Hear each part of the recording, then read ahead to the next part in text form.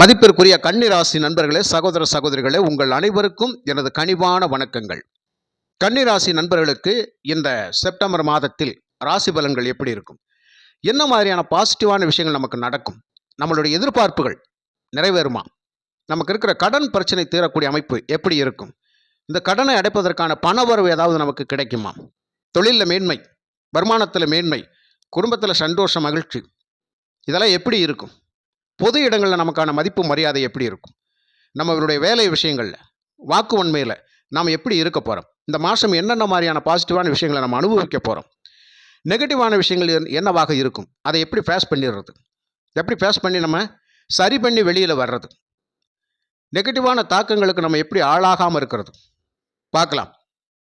கன்னி ராசிக்கு ராசியிலேயே செவ்வாய் பகவான் இருப்பார். இந்த மாதத்தில் 15ஆம் தேதிக்கு முற்பகுதியில் உங்களோட ராசிக்கு 6ஆம் இடத்தில் ராகு பகவான், ராசிக்கு 7ஆம் இடத்தில் சனி பகவான், 10ஆம் இடத்தில் குரு பகவான், உங்களுடைய ராசிக்கு 11ஆம் இடத்தில் சுக்கிரன் இருப்பார். ராசிக்கு 12ஆம் இடத்தில் கேது, புதன், சூரியன் இணைந்திருப்பார்கள். இது இந்த மாதத்தினுடைய 15ஆம் தேதிக்கு முற்பகுதியில் இருக்கக்கூடிய கிரக அமைப்புகள். 15ஆம் தேதிக்கு மேலே ராசிக்கு 2ஆம் இடத்துல செவ்வாய் வந்துருவார். உங்களுடைய ராசிக்கு 12ஆம் இடத்தில் சுக்கிரன் கேது இணைவு பெற்றிருக்கும். புதனும் சூரியனும் உங்கள் ராசிக்கே வந்துடுவாங்க. உங்களுடைய ராசியாதிபதி ஆட்சி பெற்று வலிமையாக இருப்பார். மூலத்திரிகோண வலிமை, உச்ச பலம். 12ஆம் அதிபதி சூரியனோடு சேர்ந்திருப்பார். என்ன மாதிரியான சுபத்தை வைத்து நாம் பெறப்போகின்றோம்? உங்களுக்கு ஒரு பாசிட்டிவான விஷயம் ஓப்பனிங்கில் சொல்லிக்கிறேன். 6இல் ராகு இருப்பது கண்டிப்பாக பண வரவில் திருப்தியை கண்டிப்பாக கொடுத்தே தீரும். அஷ்டலட்சுமி யோகத்தை ஏற்படுத்தக்கூடிய அமைப்பில் ராகு பகவான் 6ஆம் இடத்தில் இருந்தாலும் எந்த சூழ்நிலையும் உழைச்சி சம்பாதிச்சு முன்னுக்கு வந்துடுவோம் அப்படிங்கிற ஒரு வைராக்கியத்தை ராகு கொடுப்பார். எதிர்பாராத தன செல்வங்களை ராகு தான் கொடுப்பார். இந்த ராகு 6இல் இருப்பது ரொம்ப ரொம்ப சிறப்பான விஷயம். 4க்கும் 7க்கும் பொறுப்பேற்று வரக்கூடிய 4ஆம் இடம் சுகஸ்தானத்துக்கு அதிபதி, 7ஆம் இடம் களத்திரஸ்தானத்துக்கு அதிபதி, நண்பர்கள், பழக்க வழக்க தொடர்புகள், வியாபார தொடர்புகள், பங்காளிகள் 10ஆம் இடத்துல ஜீவனஸ்தானத்தில். ஆனால் இந்த ஜீவனஸ்தானத்துக்கு அதிபதியான புதன் உங்களுடைய ராசியில் இந்த மாதம் ஆட்சி பெற்று வலிமையாக இருப்பது, சம்பாத்தியக்காரன் சூரியனோடு சேர்ந்திருப்பது, ஆன்மகாரகன் ஆத்மகாரகன் சூரியனோடு சேர்ந்திருப்பது ரொம்ப ரொம்ப சிறப்பு. சனி பார்ப்பது தான் ஒரு சில விஷயங்கள், அதுவும் நண்பருடைய வீட்டைத்தான் பார்க்கிறார், கவலைப்பட வேண்டிய அவசியமே இல்லை. சனி பகவான் புதனை பார்ப்பது, புதன் சனி பகவானை பார்ப்பது ஒரு முக்கியமான விஷயங்கள், நல்ல விஷயங்கள் தான். ஆனால் சூரியன் சனி பார்ப்பதுதான் ஒரு கெடுபலனை நமக்கு தரும். தந்தை வழி உறவை மட்டும் பார்த்து கொள்ளுங்கள். தந்தையாரிடத்தில் வாக்குவாதம் வேண்டாம். அதே மாதிரி தந்தை மகனிடத்தில் வாக்குவாதம் வேண்டாம். அட்ஜஸ்ட் பண்ணி போயிருங்க. பொறுமையாக இருங்க, நிதானமாக இருங்க. உங்களால் சாதிக்க முடியாத ஒன்றுமே கிடையாது. இந்த மாதம் முழுவதும் கன்னிராசி நண்பர்கள் இந்த வாக்குஸ்தானத்துக்கு செவ்வாய் வரும்போது அவசரப்பட்டு வாக்குகளை விட்டுவிட வேண்டாம். பொறுமையாக நிதானமாக பேசுங்க, கோபப்படாமல் பேசுங்க. நல்ல விஷயங்கள் நிறைய நடக்கும். நல்ல விஷயங்கள் நிறைய நடக்கும். உங்களுக்கான வேலைவாய்ப்புகள் சிறப்பாக இருக்கும், வருமானம் சிறப்பாக இருக்கும், எல்லாமே இருக்கும். ஆனால் கோபத்தை மட்டும் குறைக்கணும். பொறுமையாக நிதானமாக இருங்க. சூரியன் வேற ராசியில் வர்றதுனால அவசரப்பட்டு எந்த ஒரு முடிவுகள் எடுத்து விடாதீங்க. ஆனால் ஒரே ஒரு விஷயம், இந்த சூரியனும் புதனும் சேர்ந்திருப்பது நுண்ணறிவுத்திறனோடு செயல்பட போகிறீங்க. உங்களை ஜெயிப்பதற்கு இப்போது யாரும் இல்லை. என்ன விஷயம்? எப்படி ஐயா? கண்டிப்பாக எதிரிகளிடத்தில் நீங்கள் எந்த சூழ்நிலையிலும் மண்டியிட போகிறது கிடையாது. எதிரிகள் தான் உங்களிடத்தில் மண்டியிடுவார்கள்.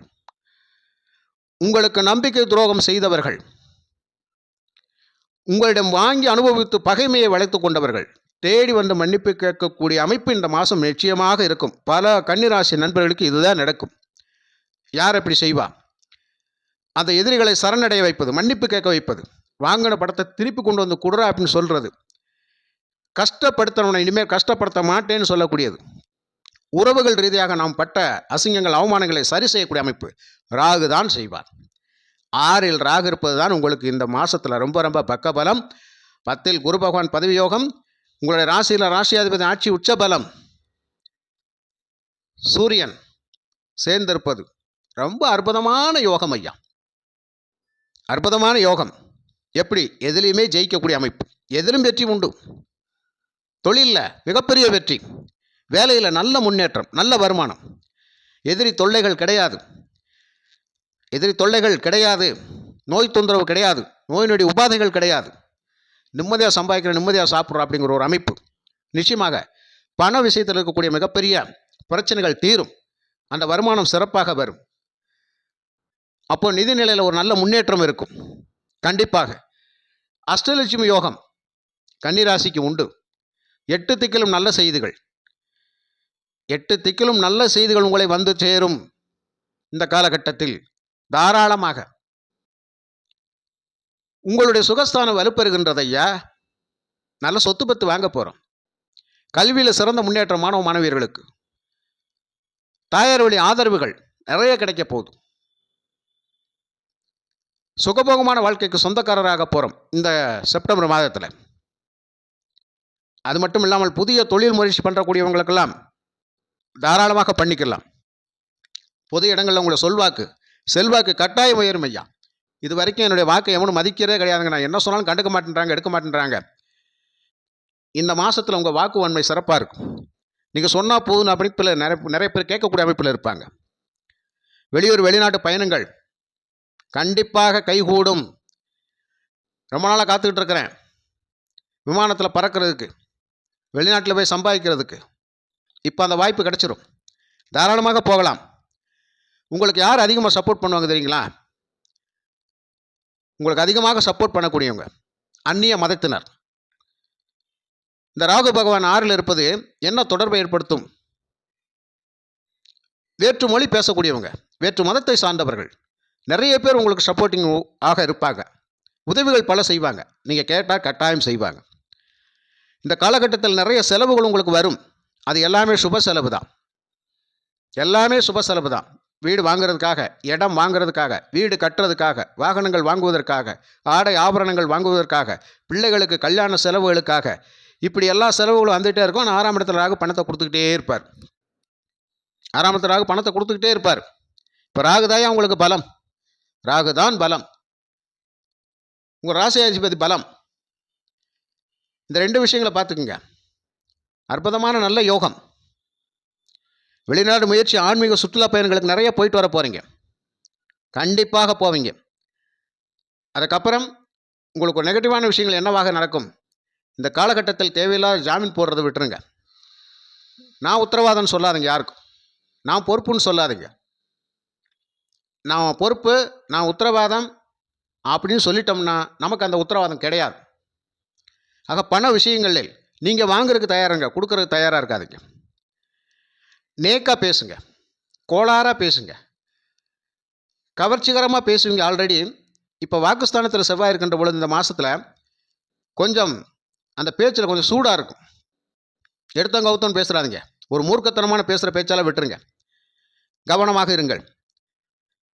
இப்போ அதை விட ஒரு முக்கியமான விஷயம், ஒரு கடன் அடையுது, ஒரு 10 லட்ச ரூபாய் கடன் அடையுது. எப்படி? 6ல் ராகு இருக்கிறார், கோச்சாரத்தில் 12ல் கேது இருக்கிறார். இப்போ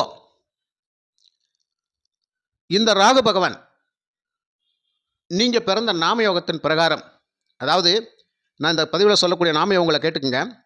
திருதி நாமயோகம், ஏதிபாத நாமயோகம், ஐந்திர நாமயோகம். இந்த நாமயோகங்களில் பிறந்திருந்தால் உங்களுக்கு ராகு தான் யோகாதிபதி, கேது அபயோகம். அப்போ ராகு 6ல் இருக்கிறார், சிறப்பு தானையா? அதான் அஷ்டலட்சுமி யோகம்னு சொல்லிட்டேன். ராகு 6ல் இருந்தால் கடன் கட்டாயம் அடையுது. அதே மாதிரி இந்த நாமயோகத்தில் பிறந்தவங்களுக்கு ராகு யோகாதிபதினால 6ல் வந்து எதிரி தொல்லைகள் இல்லை. எதையுமே உங்களால் ஜெயிப்பீங்க. போட்டித் தேர்வுகள் கண்டிப்பாக மாணவர்கள் வெற்றி பெறக்கூடிய அமைப்பு. நிச்சயமாக உழைப்புக்கேற்ற ஊதியம் பன்மடங்காக இருக்கும். தொழிலில் வருமானம் பன்மடங்காக இருக்கும். எதுலேயும் ஜெயிக்கணும் அப்படிங்கிற வைராக்கியம், தன்னம்பிக்கை அதிகமாக பிறந்துக்கிட்டே இருக்கும். போய்கிட்டே இருப்பீங்க. எல்லாத்தையும் வாங்கணும்யா.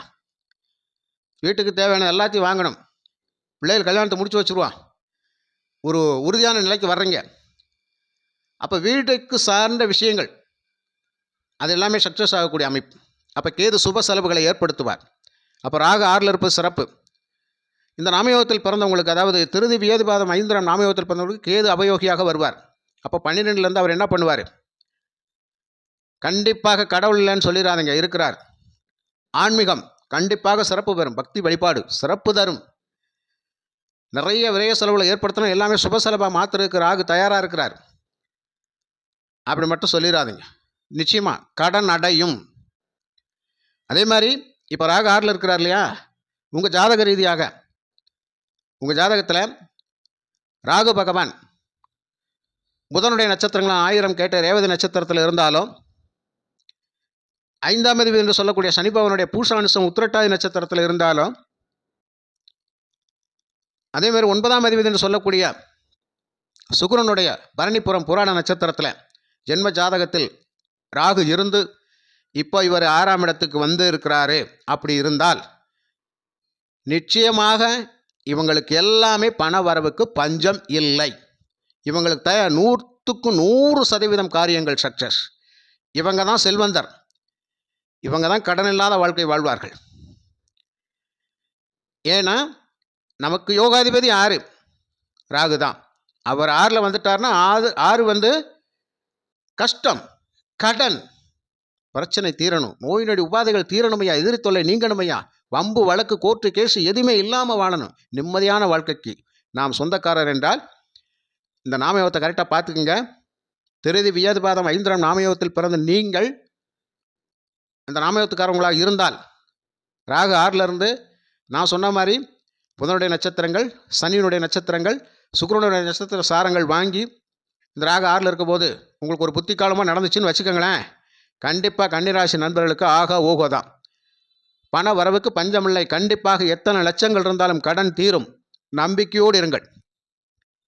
எல்லாமே சுப செலவு தான், விரய செலவுகள் ஒன்றும் இல்லை. அது மட்டும் அல்லாமல் இப்போது உங்களுக்கு நடக்கக்கூடிய தசை தசாபுத்திகளை பார்த்துக்குங்க. என்ன தசை தசாபுத்தி போகுதுன்னு பாருங்கள்.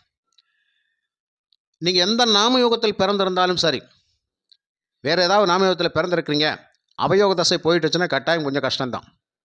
6, 8, 12ஆம் அதிபதியோட தசை போய் கொண்டிருந்தால் கொஞ்சம் கஷ்டம்தான். இந்த 6, 8, 12 அப்படிங்கிறது உங்களுக்கு யார் ஐயா? அதே உங்களுக்கு சனி பகவான் 6ஆம் அதிபதி தான். 8ஆம் அதிபதி செவ்வாய், 12ஆம் அதிபதி சூரியன். இவருடைய நட்சத்திர சாரங்களில் ராகு இருந்தாலும் கூட மிகப்பெரிய கெடுபலங்களை செய்ய மாட்டார், நல்ல விஷயங்களை தான் பண்ணுவார். அதனால் உங்களுக்கு எல்லாமே சிறப்பு தான். கன்னி ராசிக்கு இந்த செப்டம்பர் மாதத்தில் உங்களுக்கு மனசுக்கு பிடிச்ச மாதிரியான நல்ல விஷயங்கள் நிறைய நடக்குது. மன மகிழ்வோடு இருக்க போகிறீங்க, நம்பிக்கையோடு இருக்க போகிறீங்க. சுய ஜாதகத்தை கரெக்டாக செக் பண்ணிக்கங்க.